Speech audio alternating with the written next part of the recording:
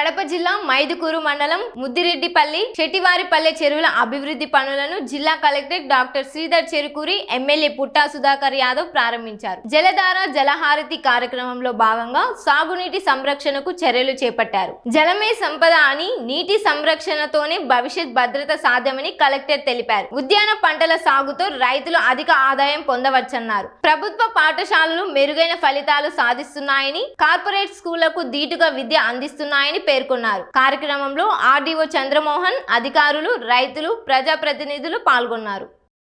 మార్చుకుంటే రైతు నిజంగా రాజు అయ్యే అవకాశం ఉంది. సో వీటన్నిటిని చర్చ చేయడానికి ఇప్పుడు మనం జిల్లాలో, రాష్ట్రంలో ఎక్కడ కూడా లేదు, మన జిల్లాలో మన ఎమ్మెల్యే గారు లాంటి వారి అందరి సహకారంతో రైతు పండుగ నిర్వహిస్తున్నాం.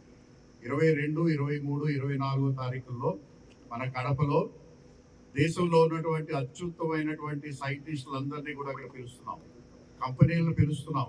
అలాగే ఇవాళ రేపట్లో గ్రామాల్లో యువత వ్యవసాయంలోకి వచ్చిన తర్వాత నూతన వరవడి సృష్టిస్తున్నారు, గ్రామాల్లో పండించగలుగుతున్నారు.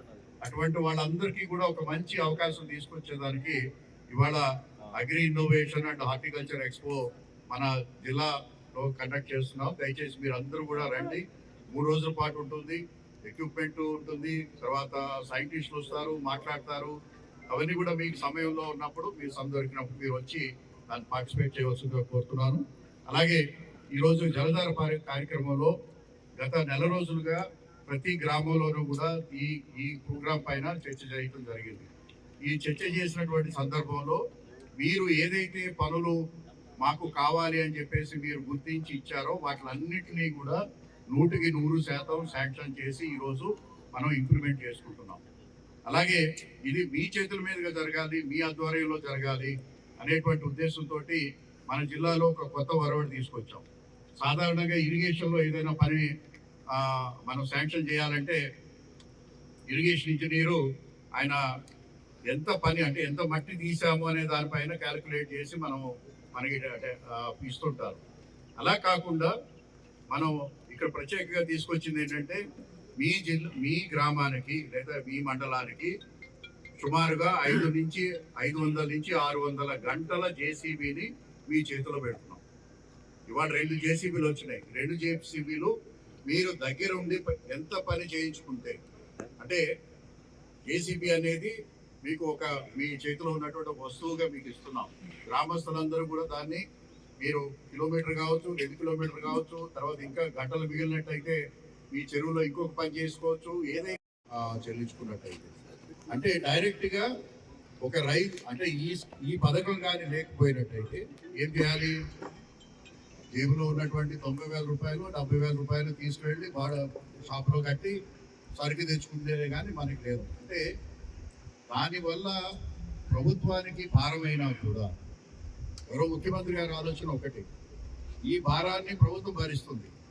ఈ యొక్క దాన్ని రైతుకి మనం అందించినట్టయితే రైతు బంగారు పంటలు పండిస్తారు, రైతు కుటుంబాలు బాగుంటాయి, గ్రామాలు బాగుంటాయి, తద్వారా రాష్ట్రం బాగుంటుంది.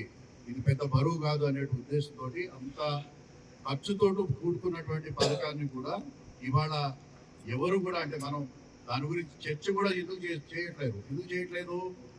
మనం అనుకున్న తరుణంలోనే మన ఇంటికి వచ్చి చేస్తున్నారు కాబట్టి. అదే ఒక 10 మందికి గ్రామంలో 10 మందికి మాత్రమే ఇస్తాము అని ఒక డిమాండ్ క్రియేట్ చేస్తే నాకు కావాలి అంటారు, దాని గురించి మాట్లాడటం. కానీ అటువంటి పరిస్థితి కూడా లేకుండా ఎవరికైనా కూడా దరఖాస్తు పెట్టుకుంటే వచ్చేటువంటి దాన్ని ఈరోజు ప్రజలందరికీ కూడా, ముఖ్యంగా రైతాంగానికి ఈ ప్రభుత్వం తీసుకురావడం జరిగింది. దాన్ని ఉపయోగించుకుంటూ మీరు విభిన్నమైనటువంటి పంటల్ని, ఇవాళ మీ అందరికీ కూడా ఒక మాట చెప్పాలి.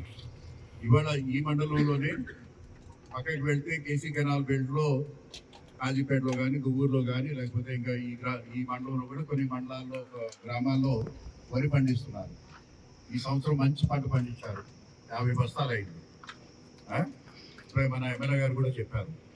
కానీ 50 బస్తాలు పండించినటువంటి వరి రైతు కన్నా ఇక్కడ అదే ఎకరంలో ఇక్కడ అక్కడ పసుపు పండించినటువంటి రైతు ఆదాయం ఎక్కువ వస్తుందా లేదా?